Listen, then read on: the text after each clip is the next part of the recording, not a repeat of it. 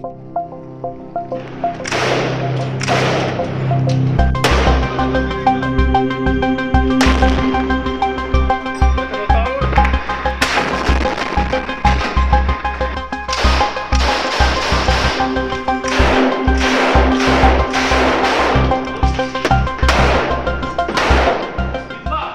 और हमास के बीच जारी जंग में हिजबुल्लाह की भूमिका इजराइल के मंसूबे में बड़ी बाधा है, जबकि एक तरफ लगातार इजराइल हमास जंग के बीच सीज फायर के प्रयास किए जा रहे हैं। लेकिन ऐसा लगता है कि इजराइल और हमास खुद भी सीज फायर नहीं चाहते हैं। कभी हिजबुल्लाह कहता है कि वो इजराइल के साथ युद्ध नहीं चाहता है, तो दूसरी तरफ वो ये भी कहता है कि अगर युद्ध होता है तो वो इसके लिए भी तैयार है। हिजबुल्लाह अपने नेता की हत्या का बदला लेने की बात भी करता रहता है। इन दोनों के बीच युद्ध इतना गहराता जा रहा है कि कई बार तो लगता है कि हमास से शुरू हुआ जंग अब सीधे इजराइल और हिजबुल्लाह के बीच लड़ा जा रहा है।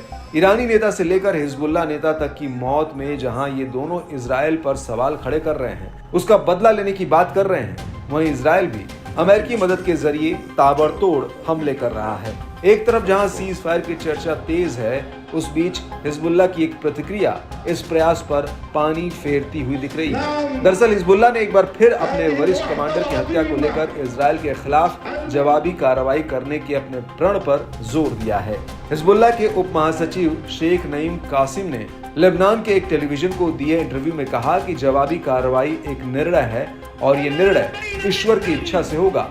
अमेरिकी दूत आमोस होस्टीन ने इजराइल और हिजबुल्लाह के बीच तनाव को कम करने के उद्देश्य से हाल में लेबनान की यात्रा की थी। कासिम ने उस यात्रा को भी दुष्चक्र बताया। होस्टीन ने बीते बुधवार को कहा कि उनका मानना है कि इजराइल और हिजबुल्लाह के बीच पूर्ण युद्ध को टाला जा सकता है। उन्होंने कहा कि गाजा के लिए युद्ध विराम समझौता एक व्यापक युद्ध की आशंका को रोकने में मदद करेगा। उन्होंने कहा कि उनका मानना है कि युद्ध का कूटनीतिक हल संभव है। होस्टीन ने कहा कि लेबनान और इजराइल के बीच पूरी तरह से युद्ध कोई नहीं चाहता। इधर नईम कासिम ने हिजबुल्लाह द्वारा गाजा के लोगों के समर्थन में किए गए अभियानों का जिक्र किया। उन्होंने वर्तमान लड़ाई को कठिन बताते हुए इसे विकल्पों की लड़ाई कहा। विकल्प से उनका मतलब 2006 में इजराइल के खिलाफ लेबनान की जीत से है। वो इस जीत को एक ऐसा विकल्प मानते हैं जो भविष्य के लिए नींव बन गया। उन्होंने कहा कि इस युद्ध में हमारे पास स्पष्ट विकल्प है। हमारे पास मुक्ति, स्वतंत्रता, गौरव और सम्मान का विकल्प है। ये कब्जे और आक्रामकता के विकल्प से कहीं अधिक कठिन है। आपको बता दें कि इजराइल और हिजबुल्लाह के बीच अक्टूबर की शुरुआत से ही गोलीबारी हो रही है।